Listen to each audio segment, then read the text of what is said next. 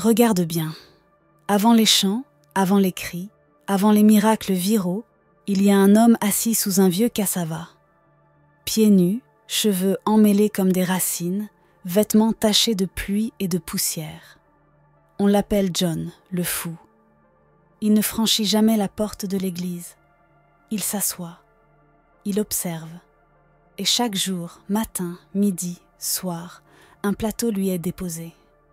Exactement le même repas que celui du pasteur. Mais avant cela, il y avait une autre histoire. On dit qu'autrefois, le pasteur Nathaniel Udo ne prêchait pas dans une cathédrale. Il parlait sous un manguier, à Iko Aba. Pas de projecteur, seulement l'ombre d'une tôle rouillée, 3 fidèles et des moustiques pour chorale. Il y avait Mama Eno, institutrice à la retraite, toujours avec son cahier de notes. Desmondes, le mécano têtu qui jurait que sa femme l'avait ensorcelé, et Sœur Glory, couturière, 11 années d'attente sans enfant. Il s'asseyait sur des chaises en plastique qui grinçaient, répondait amen avec des gorges pleines d'espoir. Pas de miracle, pas d'éclair. Juste un homme, une voix basse, des mots simples mais lourds. Tenez bon, Dieu vous entend, même quand il se tait. Un dimanche de fin juillet, la chaleur avait la couleur du fer. Les ventilateurs ronronnaient comme des abeilles fatiguées. Le cœur se tut. Les rideaux bougèrent. Nathaniel entra. Ce jour-là, il ne portait pas sa chemise blanche habituelle. Il flottait dans une robe bleue nuit striée d'or, comme une rivière de gloire qui traînait derrière lui. Les murmures coururent. Regarde sa robe. On dirait qu'il l'a achetée à l'étranger. Quelque chose va se passer aujourd'hui. Il monta en chair, leva le micro, pria sans hausser la voix. Levez les mains. Le Seigneur est ici. Les mains s'ouvrirent, branches sèches tendues vers la pluie. Il parla de la foi, de l'attente, des eaux desséchées qui revivent. Puis il s'interrompit, ferma les yeux. Quelqu'un ici n'est pas venu pour écouter, mais pour marcher. 6 ans sans se lever. Lève-toi maintenant. Toutes les têtes pivotèrent, comme des fleurs dans le vent. Au 3e rang, une brouette vibra. Pas de fauteuil roulant dans le village, le sol sablonneux avalait les roues. Dans la brouette, un homme maigre, les jambes raides comme du bois. Moussa. « C'est moi !» cria-t-il, la voix brisée comme un bâton sec. Le souffle se suspendit. Nathaniel pointa la main. « Lève-toi !» Moussa agrippa la tôle, trembla. Un craquement sec, puis un pied, puis l'autre. Il se dressa. Des femmes hurlèrent, des hommes tombèrent à genoux, un bébé éclata en pleurs. Moussa se mit à courir. Oui, il courut dehors, en larmes, comme un enfant qui chasse des papillons. Les téléphones jaillirent, les voix crièrent. « C'est un miracle !» La poussière s'éleva plus vite que les alléluia. Ce soir-là, la vidéo envahit Facebook, WhatsApp, Instagram. Les radios en parlèrent. Les bus se remplirent. Dans tout le pays, on murmurait. À Iko Aba, Dieu s'est arrêté. Mais personne ne voyait que, de l'autre côté de la route, sous le cassava, quelqu'un regardait et attendait. La semaine suivante, le village s'éveilla avant l'aube. Des nattes étalées, des marmites posées sur des foyers de fortune, des tabourets alignés comme des promesses. Certains grimpèrent aux arbres pour mieux voir. L'air vibrait d'attente. Quand Nathaniel sortit, il n'avait ni Bible ni carnet.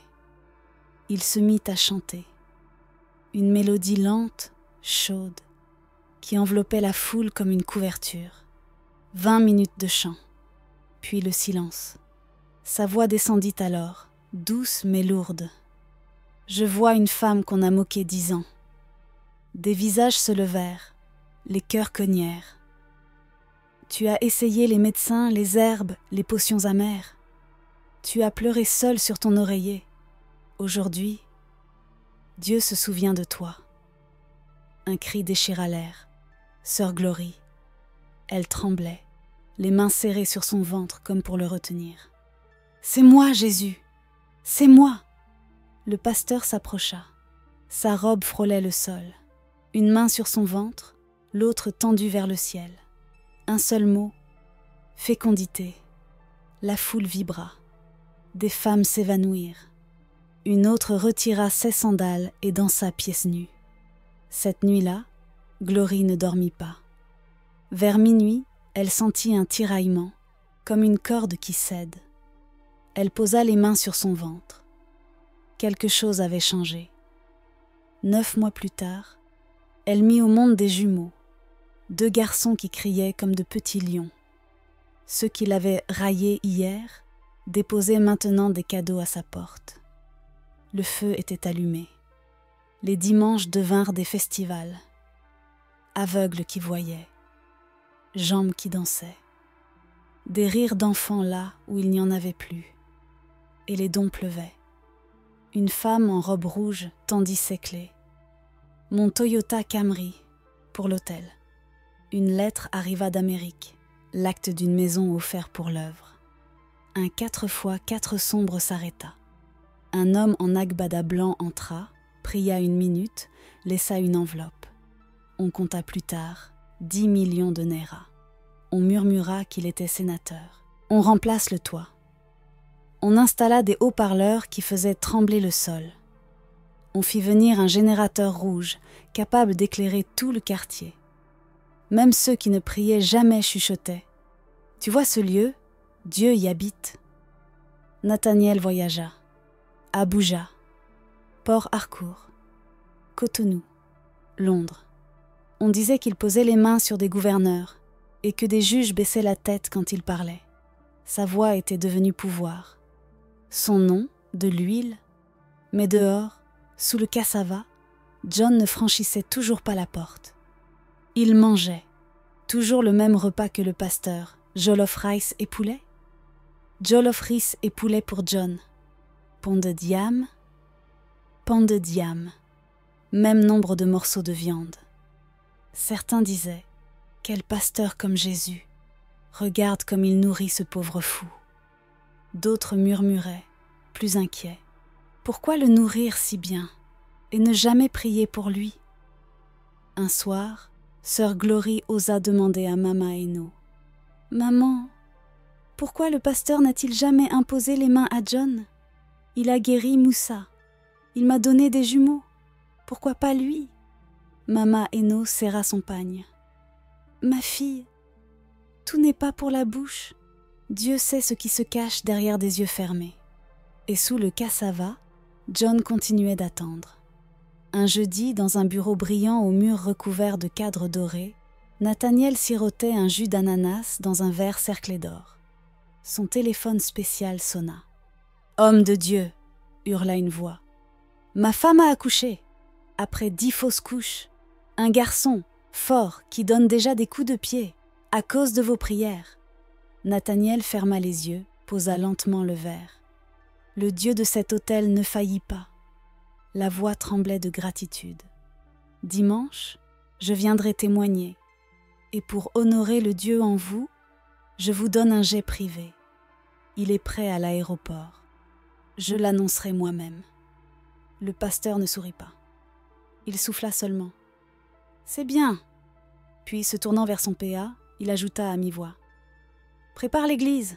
Dimanche sera différent. » Et dans un murmure qui ressemblait à un ordre, « N'oublie pas, John, matin, midi, soir. » Dimanche arriva.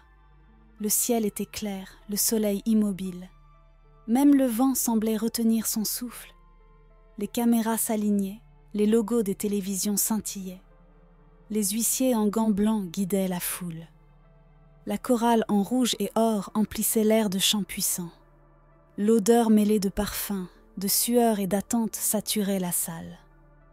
Puis, le 4 fois, 4 noirs de Chief Akin entra, majestueux comme un lion. Sa femme tenait un bébé enveloppé d'encara doré. Ovation. Certains pleuraient déjà. Ils montèrent en chair. Le micro attendait.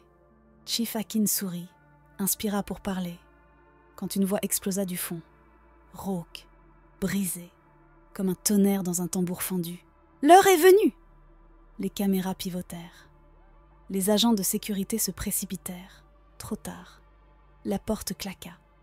John entra, pieds nus, sale, les cheveux en désordre. L'air tomba de quelques degrés. On aurait dit que le vent lui-même retenait sa respiration. Il ne regarda personne. Seulement un homme, le pasteur. Il traversa l'allée, monta l'estrade d'un pas qui ressemblait à un orage. Une femme s'évanouit. Un homme chuchota. « Qui l'a laissé entrer ?» John ne s'arrêta pas. Face à Nathaniel, il lança « 7 jours !» Sa voix claqua sur les enceintes. Dehors, ceux qui n'avaient pas de place entendirent aussi. « 7 jours où tu ne m'as pas nourri. » Pourquoi ? Le micro portait sa voix. Le silence se fit lourd, presque insupportable. Le pasteur resta debout. Ses mains tremblaient. La sueur glissait le long de sa tempe. Sa bouche s'ouvrit. Aucun son n'en sortit. Alors John tourna vers la foule un doigt sale, mais solide. « Tu m'as utilisé. Dis-le. » Un silence de cimetière pesa sur l'église. Même le bébé dans les bras de Chief Akin cessa de pleurer. La voix de John se fit plus grave, plus lourde. « Il y a des années, Nathaniel et moi sommes allés voir un prophète. Son église était sèche, pas de croissance, pas de signe. Je pensais qu'on prierait seulement, mais cet homme avait de la puissance. Et ce n'était pas celle de Dieu. Un gémissement parcourut la salle. Pour attirer les foules, les dons, la renommée, il fallait un sacrifice. La foule frémit. Le mot s'était planté dans leur poitrine comme un clou rougi au feu. « Humain », continua John. « Quelqu'un de proche. Quelqu'un qui deviendrait fou. Qui s'assiérait devant l'église pour toujours. Pas de guérison, pas de prière. Seulement la nourriture de l'autel. Exactement la même. Matin, midi, soir. Et si, pendant 7 jours, cette routine se brisait, cette personne retrouverait l'esprit et parlerait. Des femmes se couvrirent la bouche, des hommes s'assirent, incapables de sentir leurs jambes. J'ai dit non, j'ai crié que c'était trop. Nous sommes partis. Du moins, c'est ce que je croyais. John ferma les yeux un instant. En secret, Nathaniel est revenu. Il a accepté. Et il m'a donné, moi, son ami, celui qui le suivait quand personne ne croyait en lui. Sa voix se brisa. Il essuya ses yeux du revers de la main. C'est comme ça que je suis devenu ce que vous avez vu. Un chien de garde pour une puissance de ténèbres. Il me nourrissait par devoir, pas par amour. Jamais il n'a posé la main sur ma tête, parce que j'étais le prix. Il pointa la foule, un par un, comme pour rendre chaque miracle à un visage. Chaque guérison que vous avez acclamée, chaque prodige que vous avez filmé, s'est bâti sur mon silence. Mais maintenant, le silence est brisé. Des frissons parcoururent la salle. Certains tremblaient, d'autres cherchaient la sortie. John reprit, d'une voix dure comme du fer. Il est parti en tournée, et pendant 7 jours, on m'a oublié. Un murmure jaillit. Mais le PA disait qu'il envoyait de l'argent. John serra la mâchoire. Oui, chaque jour, de l'étranger, Nathaniel appelait son intendant. Il décrivait le menu, porridge d'igname, catfish, salade de fruits. Mais l'intendant a gardé l'argent. Il a ri. Pourquoi un fou mangerait-il mieux que moi ? Alors j'ai eu faim. 7 jours. Et ma tête s'est ouverte. Enfin, la voix de Nathaniel éclata. « Tais-toi, tu es fou !» John rit, un rire sans joie qui fit frissonner la foule. « Si je suis fou, pourquoi me nourrir ? Pourquoi trembler à l'idée de manquer un seul jour ?» Son regard se durcit. La dette arrive. La lumière cligna 1 fois, 2 fois, puis les ventilateurs s'arrêtèrent. L'air devint lourd, glacial. Un enfant poussa un cri sec, comme si quelque chose avait glissé dans la pièce. Le micro hurla un larcène déchirant, une enceinte cracha une étincelle. « Sang de Jésus !» cria quelqu'un. La panique se propagea comme une houle. Des chaises renversées, des chaussures abandonnées, des bibles au sol, des perruques envolées. Un homme sauta par la fenêtre, un autre rampa sous un banc. Même le caméraman lâcha son pied et s'enfuit.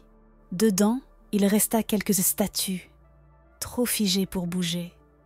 Au milieu, Nathaniel tendit la main. « Écoutez, il ment !» Mais sa voix n'avait plus de poids. Son secret, sorti du noir, se tenait debout sous les néons. Aucun miracle ne pouvait le couvrir, aucune robe ne pouvait le rhabiller. Après ce dimanche, tout s'effondra comme un décor de carton sous la pluie. On décolla les affiches. La musique s'éteignit. Les foules se dispersèrent. Les chaises prirent la poussière. Les araignées s'invitèrent au pupitre. Personne ne vint balayer. Et sous le cassava, plus personne n'attendait.